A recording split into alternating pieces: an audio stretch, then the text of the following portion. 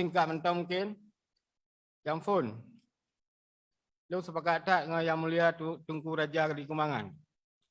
Appendiknya so pasau. Dan yang payah dapat iksa bupah. Dan pada surat buat umum so siluman lagi dari di Begah Gunung. Bemeli siluman tu luar biasa 20 besar kerak kiamat hari ini. Yang kedua ketua, mungkin yo kau nak protes tak tentang kedua.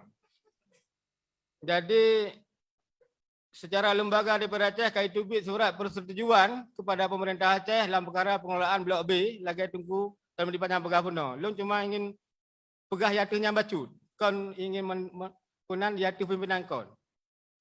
Ilun dari Aceh Utara di lokasi ladang blok-bloknya lah. Jadi dia dari Aceh Utara kan susah. Kalau lagi Buya Krum kata hari dandang. Karena bu dia jaju dia awak Aceh Utara gerah hanya 4 deng.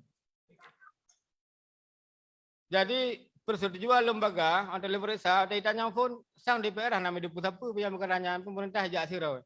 Ternyata tiba-tiba akan ada surat Pak Jarogo bahwa DPR KIB surat persetujuan kali ketua terhadap proses kerjasama pemerintah Aceh dengan PT Tamong di PT Tudong Inang Gro Aceh di Pasir di kahana 4 deng. Jadi oleh karenanya BIPK ikut pajuh ketua. Maka lu fikir suratnya pengen bubati.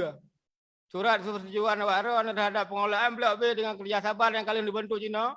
Yang ada aja bubati le taduk bersama le. Terlibatkan pemerintah tingkat 2 Aceh Utara. Baiknya bupati ataupun DPR dan toh-toh dinas terkait yang menyangkut dengannya. Baik kamu hibang aitai pasal kukah perang kedua. Babu tu nanggro. Nya tiba-tiba ada kamar nanggro mangat-mangat lemong rau ring acok asli kenan. Hang kumah kedua kan. Sama-sama fedata alam tu kan. Kemudian masalah pilkada kedua. Lu rasa pemerintah Indonesia hanya pegak bayang galak aroy. Menjadi Aceh aturan kana pilkada 5 tahun siga, ya 5 tahun siga udah pejak.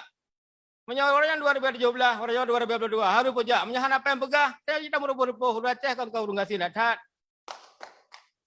Jadi posisi Aceh lidame nyona kewenangan di yang kadi disetujui dalam perundingan tah wewenang Aceh tah wewenang Indonesia. Jadi boleh balik Aceh dikiran tanya pimpin Aceh bena kewenangan Aceh karena itu dengan perang yang panjang. Gaduh di masa tanya umat kekuasaan dalam pemerintah Aceh. Nyaman tahu lu pengak urutan kedua karena dalam sejarah engkau ikut pura-pura Aceh dum. Benar ada perang pipoh Aceh, damai pipoh Aceh. Pajan dedang saya ke pemain kedua melalui cara sapu hanya datuk gerak tu.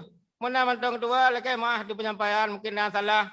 Lebih dari kurang. Assalamualaikum warahmatullahi wabarakatuh. Waalaikumsalam. Terima kasih.